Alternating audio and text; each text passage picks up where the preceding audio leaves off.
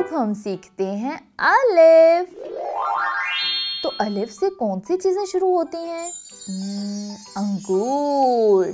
अलिफ अंगूर। तो चलें अब हम अलिफ को लिखना सीखते हैं। ओह, ये तो बहुत ही आसान है। जिस तरह से हमने अलिफ मद्दा का अलिफ लिखा था, बिल्कुल उसी तरह से हम ये वाला अलिफ लिखेंगे।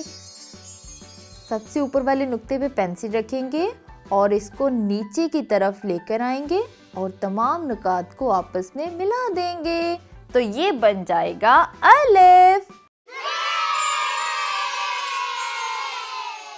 अलिफ से एक और चीज शुरू होती है जो हम बहुत मजे से खाते हैं।